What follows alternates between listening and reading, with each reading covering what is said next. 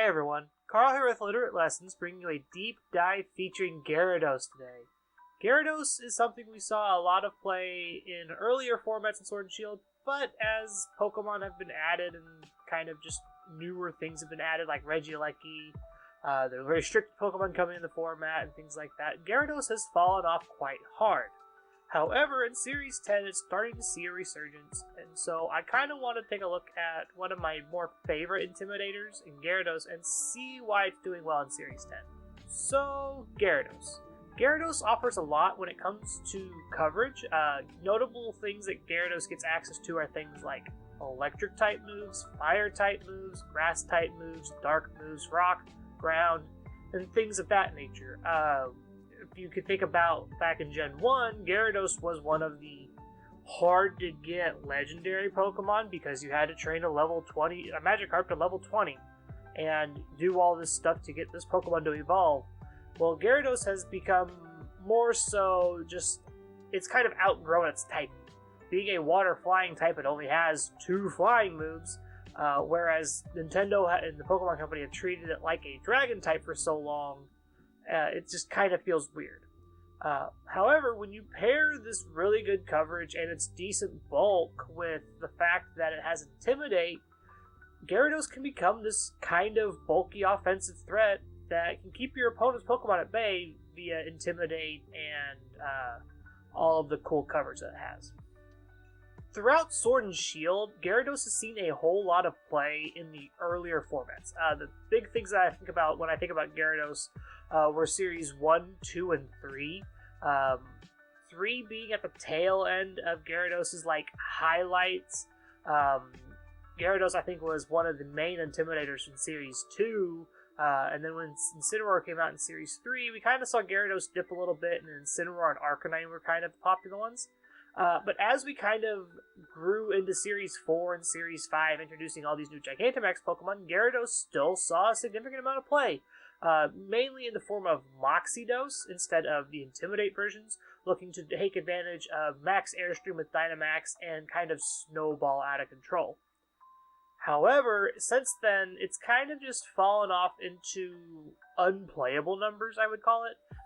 Currently, it sits at about 1%, and that's mainly due to the fact that its biggest weakness is electric types, and the fastest Pokemon in the format, and one of the strongest probably in the format, is Regieleki right now, and Regieleki just dishes so much damage out on Gyarados that it's very hard to survive even maybe Electro Webs coming out of this Pokemon. So it makes Gyarados more of a niche pick rather than a hard meta call as compared to, say, like playing a Serena or playing a Tornadus to kind of get an advantage that way. Common partners for Gyarados tend to be more on the offensive side, which is counterintuitive to what Gyarados does. Gyarados itself is very offensive oriented as well, but it requires a little bit more pressure so your opponent kind of just doesn't have to, so your opponent has to split its options when it comes to dealing damage and trying to take out Pokemon. Good offensive threats include Zacian, Landorus, and Stakataka, all of which can usually deal fairly well with Regieleki, specifically Landorus. Landorus is a very good one because Gyarados can kind of cover for Landorus' weaknesses, and Landorus notably is immune to electric-type attacks and can switch in on those Volt Switches and Thunderbolts that would be going into your Gyarados. Other partners to be considered, though, Grass types are really, really good alongside Gyarados, which you'd think would be weird, seeing that Gyarados runs away all the Fire types off anyway, and doesn't really care about having that Grass type on its side, but having things like Rillaboom to be Fake Out and Grassy Glide priority hits, and then Amoonguss to kind of redirect away those Electric type attacks is just always a good thing to have. And even your own Regieleki can be a very big tool for Gyarados. Regieleki is a very good form of speed control with Electro Web, and that is one of the things that these bulkier Gyarados lack, is very good speed control. We don't have access to Max Airstream anymore to boost our own speed, so we need to find other tools to make it to where our Gyarados can outspeed and kind of snowball the game. When you look at the Metagame Breakdown here, you see that there's a whole bunch of different moves that Gyarados can play, but the most common item is Assault Vest, which is weird because It's like, Protect is at 50% here, but Assault Vest is at 46% usage. So it's kind of interesting to see that Assault Vest being a very popular item, that we still see all these utility moves that don't work with Assault Vest. Things like Dragon Dance, Rest, and Taunt are a little bit more niche and more of a gimmicky kind of setup for Gyarados rather than being an offensive powerhouse that Assault Vest provides. Waterfall is the best water move to run on Gyarados, hands down. But beyond that, you get to see things like Power Whip, Stone Edge, Lash Out, and Crunch as these very hard-hitting moves, and there's very good coverage. Icy Wind is kind of a cool thing that Gyarados gets as a form of its own speed control. If you can kind of get your opponent to predict a Protect, not attack into your Gyarados, and get a free Icy Wind off, your Gyarados is going to be one step closer to being able to pick up a KO with a Waterfall or a Power Whip and kind of try to snowball the game into your favor. Like I mentioned when we look at items here, Assault Vest at 46% is not very surprising. You lack a lot of good special bulk when it comes to Gyarados, so having that Assault Vest means that you're taking your base 100 and putting it up at essentially a 150 without investment, and can take a couple of these special hits that would normally be a problem. You're still not surviving a lot of the hits from Regieleki, but you might survive a Thunderbolt off of, say, like a Dragapult or some other random Pokemon that's not Electric type. As for other items, we see things like Lumberry and Citrus Berry here kind of just like to act as status removal and HP. Lumberry was very, very common on the Moxie Gyarados variant to avoid Will-O-Wisp, which is something to think about. Rocky Helmet is another variant that's starting to tick up. I remember Carter talking about it before. There's a Rocky Helmet Thunderwave set running around somewhere on the ladder. It is hilariously cute. I'm not sure how good it actually is, but if that is something you want your Gyarados to do, which is full utility with Rocky Helmet, you can definitely do that. Other items include Leftovers, Wakan Berry to try and survive Regieleki hits, and Chesto Berry to play along with the Rest at 15% here. Which it's super niche, and I do have a Rest set coming up, but we're playing with Lumberry instead of Chesto Berry, which can be in a little bit of a trickier position. When you're building with Gyarados, you need to make sure you have a good electric answer, especially into something like a Regieleki. Landorus is usually the go-to, but there's other ground types. Lightning Rod users like Alola Marowak's very, very good.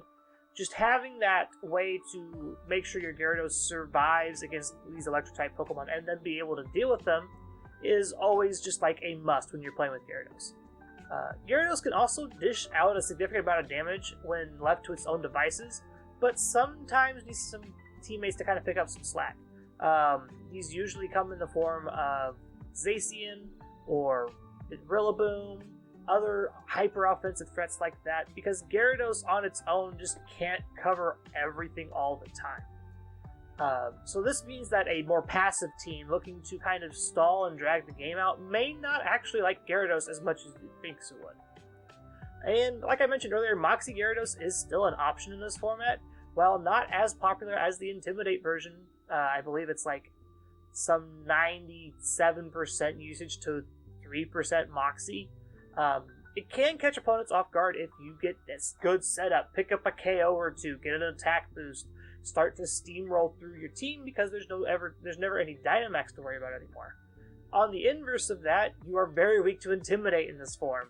One good Intimidate can set you back a whole turn or two, so definitely have to play with caution when you're playing with Moxios.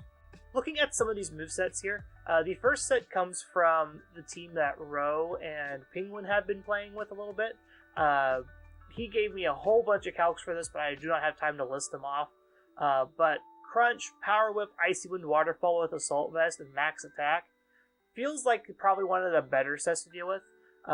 Conversely, there is the bottom set here, which is a Moxidos set that I've come up with, which looks to just be as bulky as possible, while still getting some of those advantages of just picking up a KO or two after you've whittled them down a little bit. Waterfall, Stone Edge, Power Whip, and Crunch, all really good options for Gyarados. If you're looking for something like Special Gyarados, you can run like Thunderbolt and Flamethrower if that's something that piques your fancy, but it'd be very hard to get by with a Special Gyarados. As for this middle set here, this is more of a bulkier set with a little bit of speed investment to kind of outspeed some things. Remember right, this gets to 114, so you outspeed a whole bunch of stuff in Tailwind. So keep that in mind when you're playing with that. Rest, Waterfall, Protect, and Lash Out are just like good moves for it. You want that Dark type move to be able to beat up Cali Shadow, especially since you outspeed it in Tailwind. Rest is really good alongside Lumberry. Lets you, if you go to sleep, you get to remove the status and blah blah blah. You know how Resto Chesto works for the most part. Waterfall is the best water move. Protect obviously is the best substitute move there. Just kind of play this long drawn out bulky game of healing up and getting your Lumberry off and being able to prolong your time on the field. When you're looking to beat up an opposing Gyarados, it struggles against the bulkier Pokemon. Gyarados does well when it can pick up 1-hit KOs and 2-hit KOs very quickly. So if you can wall an opposing Gyarados until you have a way to deal with it, that's usually enough. Gyarados does suffer from all my friends are dead syndrome very, very often because you just stick a good steel type in front of it, or put something that it just can't touch super effectively in front of it with good bulk. Incineroar is okay every once in a while because it is a physical attacker. Intimidate into Gyarados is still a good thing to do. Other things to consider are things like screens, redirection. An opposing Amoonguss is really good at just taking all the hits away from Gyarados since you resist grass, you resist water. You're not worried about dark coverage ever against into your Amoonguss.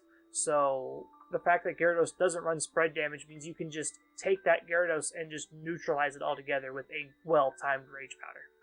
To wrap up with Gyarados, like I mentioned at the very, very beginning, Gyarados saw a whole lot of play in earlier formats. I believe it was at some point it peaked at 10% to 14% in Series 2, and kind of hovered around there in Series 3, 4, and 5. But ever since we had a whole influx of new Pokemon like Incineroar, Regieleki, the Isle of Armormons, Gyarados has definitely fallen off in total play. But when you're looking to build with Gyarados and play against it, remember to have an answer either in the form of an electric type or have an answer to that electric type depending on which side of Gyarados you're on, as it can definitely rain on your Gyarados' parade to just get blown out by a random Thunderbolt or Electroweb and so on and so forth. Even Kyogre can be an issue for Gyarados if it's carrying Thunder, which is not uncommon nowadays. And with that being said, I want to thank you all for hanging out with me ramble about Gyarados today. Make sure to check us out on Twitter. All of our handles are there on screen. Check out the Discord in the description. Link is down below. Our community is great. It's where you can talk to us about VGC, Unite, sports, whatever you feel like your fancy is. We're there pretty much 24/7, active all the time. And remember to do all the YouTube stuff for us. Subscribe, comment, leave a like. It helps us out a ton. It helps the algorithm send out our videos to more people so we can keep growing our great community. And with that being said, have a wonderful morning, afternoon, evening, where you're at in the world, and we'll see you all next week. Bye, guys.